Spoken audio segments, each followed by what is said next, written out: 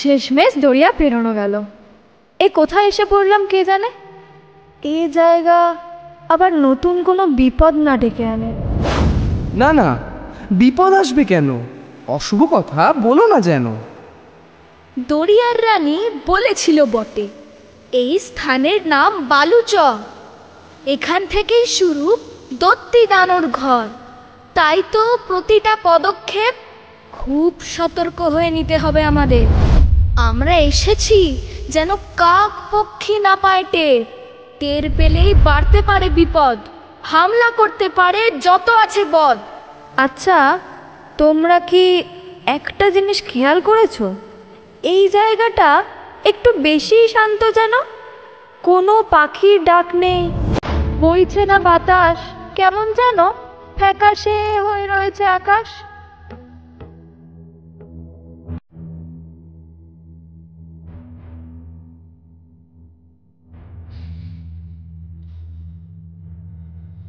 হরিণ ভাইয়া, হরিণ ভাইয়া, তুমি চললে কোথায়?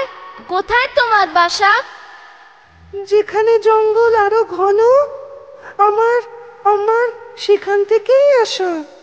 এই বালুচরে প্রথমবার মানুষ পড়ল চোখে। এমন স্থানে সচরাচর আসে না লোকে। কোথায় তোমাদের ঘর? বালিয়াগড়।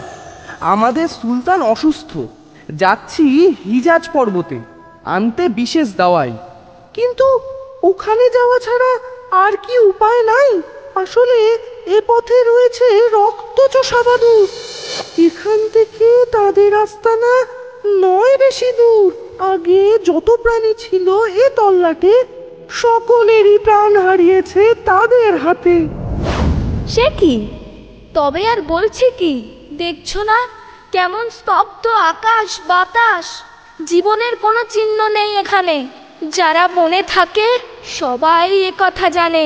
কিন্তু তবে আমরা কেমন করে পৌঁছবো হিজাজের কাছে, যেখানে সেই দাওয়াই আছে? হাতে সময় যে কম। চিন্তা করো না সুলেমান, এটা ছাড়াও অন্য পথ আছে। তবে কিছু বেশি সময় লাগে তাতে। আর এত বড় বড় ঘাস যে চলা মুশকিল হয় রাতে। কিন্তু তাও বলবো তোমরা ওই পথেই যাও। বিপদকে বিপদকে জেনে বুঝে কাছে আসতে দিও না। অযথা প্রাণের ঝুঁকি নিও না। তীর পাখি, আমার মনে হয় হরিণ ভাইয়া ঠিক কথাই বলছে। একটু না হয় পা চালিয়েই যাব, নয়তো এ পথে গেলে খামোকা প্রাণ খোয়াবো। বেশ, তবে ওই পথেই যাওয়া যাক।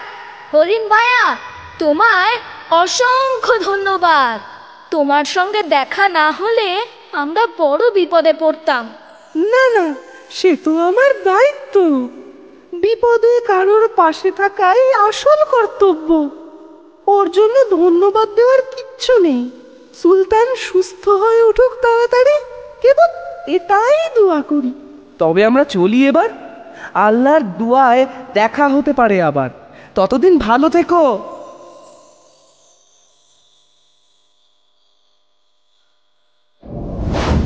তোমরা এখানেই অপেক্ষা করো, আমি আমি একটু জল খেয়ে আসি। বহুক্ষণ ধরে তেষ্টা পেয়েছে। বেশ, যাও, তবে তাড়াতাড়ি এসো। এখনো অনেক পথ বাকি জিনিয়া, এখনো অনেক পথ বাকি।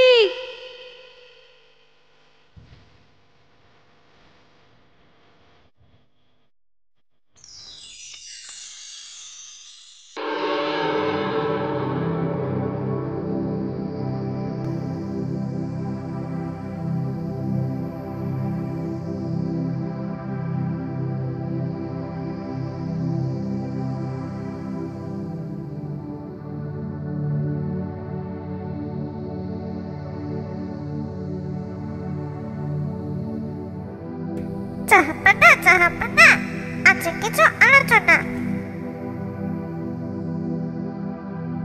আরে দেখি, এ কাকে দেখি? তোতা, বলি কোত্থেকে উদয় হলি? সেই যে গায়েব হয়ে গেলি, তারপর তো আর নেই দেখা। একদিন কোথায় ছিলিস একা একা? হ্যাঁ, মাঠে ময়দানে উড়েছি, পাহাড় পর্বতে ঘুরেছি। সময় হতে আবার মহলে ফিরেছি।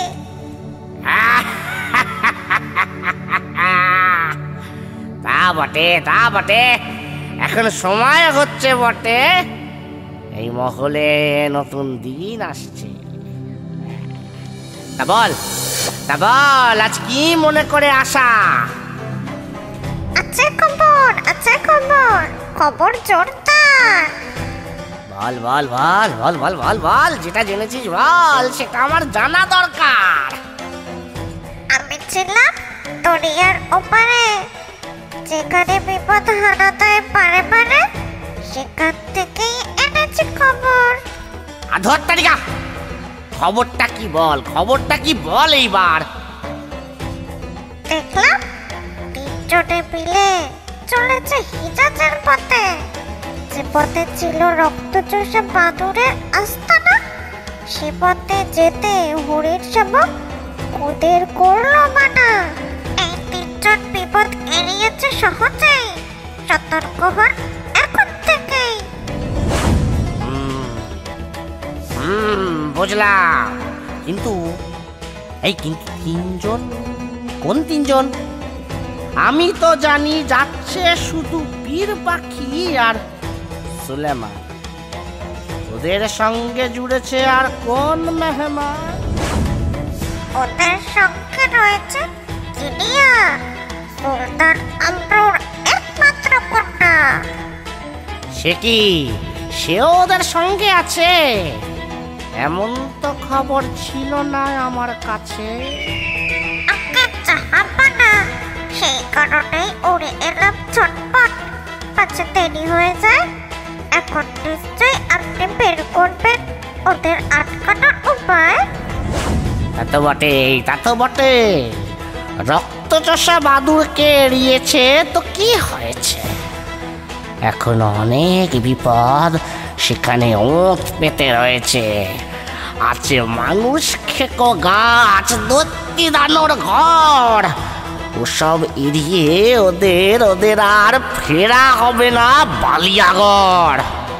তবুও জাহাপানা, সতর্ক থাকুন। তাই যদি এড়ে ফেলে বিপদ হবে বহুগুণ। সুলতান সুস্থ হলে সিংহাসন যাবে চলে। না না না না না, সেটা হতে দেওয়া যাবে না তো। তা আমার এত দিনের পরিকল্পনা সব মাঠে মারা যাবে। হ্যাঁ, আমি আমি আমি আমি এখনই ব্যবস্থা নিচ্ছি কিছু। বেশ, আমি এখন যাই, আবার আসবো যদি না তার খবর পাই।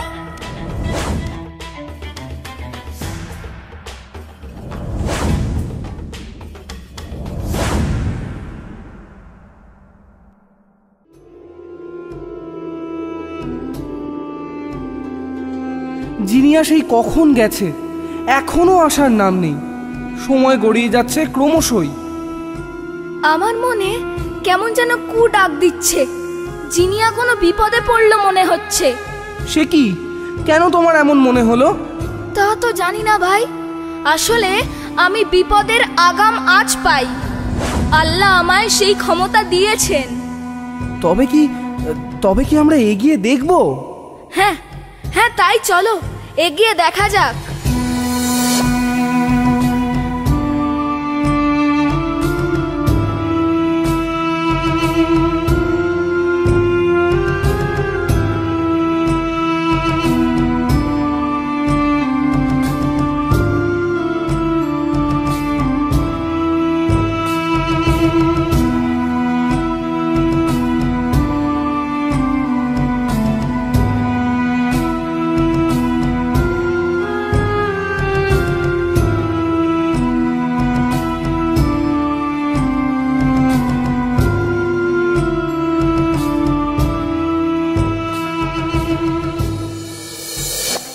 সুলেমান, দাঁড়াও, ওই যে মাটির দিকে তাকাও।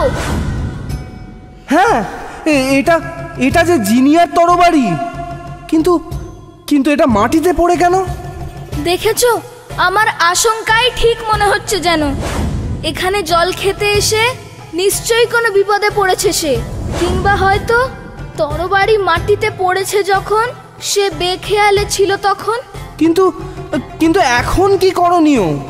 এখন এখন এগিয়ে যাওয়াই শ্রেয়, কারণ সময় বেশি নেই হাতে। সামনে এগিয়ে দেখা যাক যদি জিনিয়া ওইদিকে থাকে।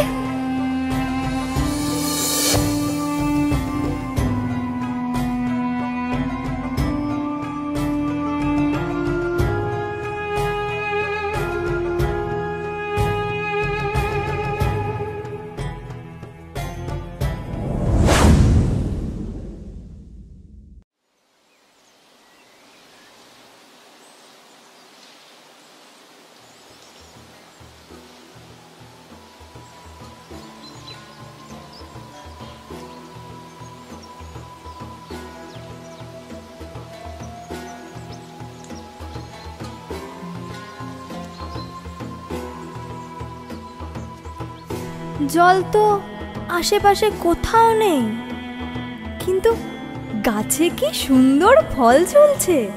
যাই, ফলের রস খেয়ে তেষ্টা মেটাই।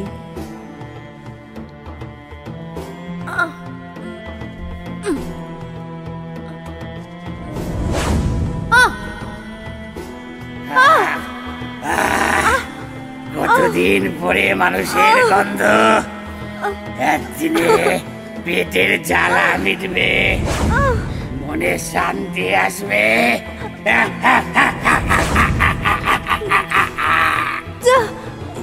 এই বিপদের সময় আমার তরবারিটা কোথায় গেল?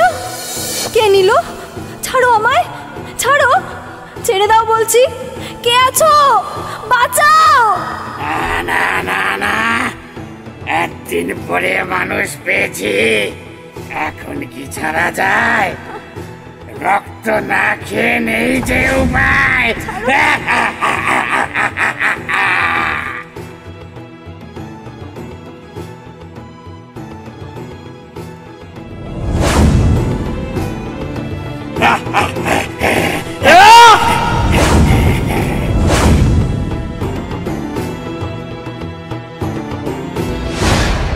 তুমি আমার জান বাঁচালে, তাই ধন্যবাদ জানাই। আসলে জঙ্গলে মধু নিতে এসেছিলাম, তোমার চিৎকার শুনে ছুটে এলাম। এই জঙ্গলে পদে পদে মানুষ খেকো গাছের রাজ। হ্যাঁ, খুব শিক্ষা হলো আজ। তোমার নাম কি? তোমার ঘর কোথায়? আমার নাম আলী।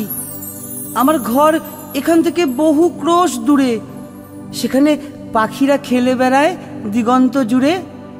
সবাই খুশি সেথায়, ঘরে ঘরে ভালোবাসা। যেখানে রাগ হিংসের বালাই নেই, সে দেশ থেকে আমার আশা। মধু নিয়ে ফিরে যাব দেশে, সঙ্গে যাবে অভিজ্ঞতা যা মিলল এসে। বুঝলে ছোট্ট মেয়ে, ওইটুকুই জীবনের সঞ্চয়, বাদ বাকি সব অপচয়। কি সেই অভিজ্ঞতা? আমার জানতে বড় ইচ্ছে করে, আমায় বলো। শুনবে? তবে আগে তোমার কথা বলো। এই জঙ্গলে একা একা কেন এসেছো? আসিনি একা, সঙ্গে ছিল সুলেমান আর পীর পাখি। বহুক্ষণ তাদের সাথে হয়নি দেখা। এসেছিলাম জল খেতে, পথ হারিয়ে পড়েছি বিপদে। বেশ বেশ, চলো ওইদিকে খুঁজে দেখি ওদের, হয়তো দেখা পাওয়া যাবে। যেতে যেতেই তোমার সাথে কথা হবে। হ্যাঁ, চলো চলো। চলো।